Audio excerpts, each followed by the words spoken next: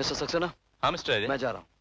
ये फोटोग्राफ्स आज के एडिशन में भेज देना, बहुत जरूरी है। ठीक है, आज ही भिजवा दूंगा। Boss is inside? Yes he is in. Bhanu Pratap ji, आपका बहुत बहुत शुक्रिया। ये सच है, अगर आपका फाइनेंस ना होता तो हम ये मैगजीन निकालने में कभी कामयाब ना होते। मिस्टर माथुर, आपकी इस कामयाबी में मैं अजय की कामयाबी देखना चाहता हूं। अब वो हमारा दामाद है, मैं चाहता हूं कि उसका स्टेटस बढ़े ताकि वो हमारी सोसाइटी में उठने बैठने के काबिल हो जाए। आप इत्मीनान रखिए, आपके कहने के मुताबिक मैंने उसकी तनख्वाह बढ़ा दी है, बल्कि इस मैगजीन का इंचार्ज भी बना दिया। सर, इसका मतलब ये है मेरी काबिलियत, मेरी मेहनत कुछ भी नहीं। जो कुछ है सेठ साहब की दौलत है। मेरी तरक्की मेरी अपनी नहीं, सेठ साहब की खैरात है। मेरी बढ़ी हुई तनख्वाह आप नहीं देंगे, सेठ साहब की तिजोरी देगी। अजय, तुम गलत समझ रहे हो। मैंने हमेशा तुम्हारी काबिलियत और मेहनत की इज्जत की है, और आज उसी इज्जत को आपने एक दौलतमंद के कदमों में डाल दिया। माँ बाप के पांव छूने से इज्जत बढ़ती है, घटती नहीं। और जो कुछ भी हम कर रहे हैं तुम्हारी बेहतरी के लिए कर रहे हैं। नहीं सर साहब, आप जो कुछ भी करते हैं अपने लिए करते हैं, अपनी झूठी शान के लिए करते हैं।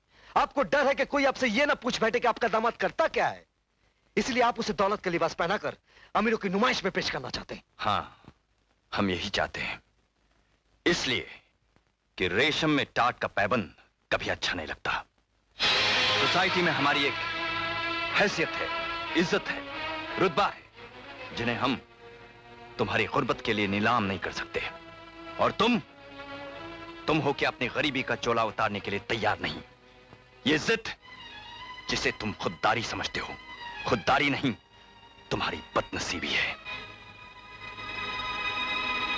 नसीब ऊपर वाले की कलम से लिखा जाता सेठ साहब, सोने की कलम से नहीं। यह आपका नसीब है कि मैं आपका दामाद हूं, और शायद ये मेरी बदनसीबी है कि आप मेरे ससुर हैं।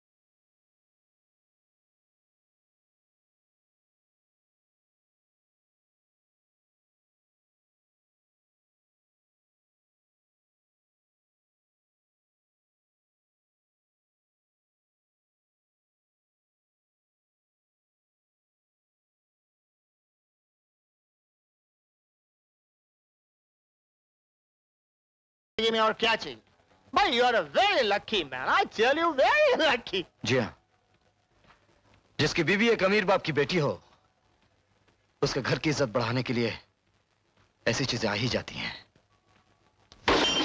ये घर है, कोई शराब खाना नहीं। तुम मेरी बीवी हो, बीवी बनकर रहो, सेठ भानु प्रताप की बेटी बनकर नहीं। मैं बीवी हूँ, गुलाम नहीं। घर में मेहमान आ गए थे तो क्या उन्हें घर से बाहर निकाल देती? मैं तुम्हें कितनी बार कह चुका हूँ, अपनी हैसियत से ऊंचे मेहमानों को बुला बुला कर मुझे मेरी नजरों से मत गिराया करो। तुम तो जरा जरा सी बात पर अपनी नजरों से गिर जाते हो। अपने से ऊंचे लोगों में उठना बैठना तो तुम्हें पसंद ही नहीं। इसलिए अपने बाप से कहकर मेरी तरक्की करवाई, मेरी हैसियत बढ़ाने की कोशिश की, मुझे ऊंचा उठाना चाहा। ये झूठ है। ये सच है। जब शादी से पहले तुम्हारे बाप की दौलत मुझे खरीद ना सकी, तुमने कैसे सोच लिया अब मैं बिक जाऊंगा, मेरे उसूल टूट जाएंगे? अगर डैड ने हमारे लिए कुछ करना चाहा तो इसमें क्या बुराई है? तुम तो खामखा बात बढ़ा देते हो।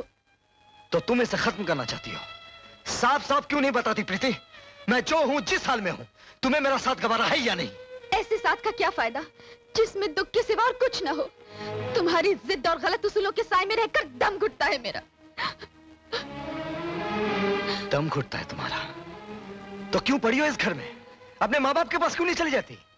जो दुख देते हो कब की चली जाती, लेकिन सोचती हूँ जिन माँ बाप से लड़कर तुमसे शादी की वापस उनके घर चली जाऊंगी तो दुनिया क्या कहेगी? ओह, तो दुनिया के डर से तुम इस घर में पड़ी हो। इस घर की इज्जत के लिए नहीं, मेरे लिए नहीं। मैं जान गया हूं प्रीति, एक दौलतमंद माँ बाप की बेटी के लिए एक गरीब पति कभी राज नहीं आ सकता। तुम अभी और इसी वक्त अपने माँ बाप के घर चले जाओ। मैं सुबह उठकर तुम्हारी सूरत तक देखना नहीं चाहता।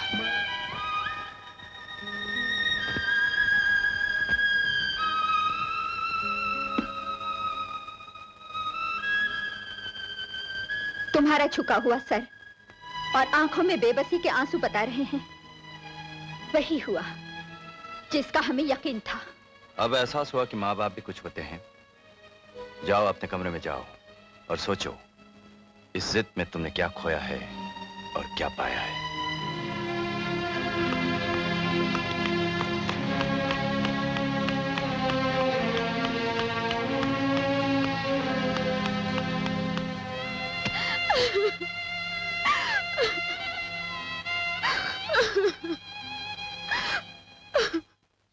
आज गैस खत्म हो गई थी, इसलिए होटल से खाना ले आई हूँ।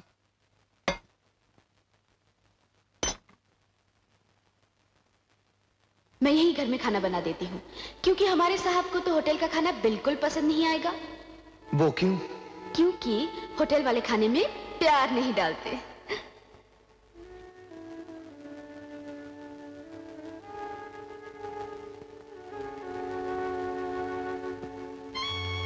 क्या बात है बेटा? भूख नहीं है मुझे, तुम खा लो। जिसके हाथों का खाना खाने की तुझे आदत पड़ चुकी है, मैं जानती हूँ, उसके बिना तेरा दिल नहीं लगता। प्रीति को गए आज 1 हफ्ता हो गया है। मामूली सा झगड़ा ही तो हुआ था ना। तुमने एक दूसरे को न देखने की कसम तो नहीं खाई है ना? जा बेटा जा, उसे मना ले। मैं क्यों मनाऊं मौसी? वो खुद नहीं आ सकती? क्या ये घर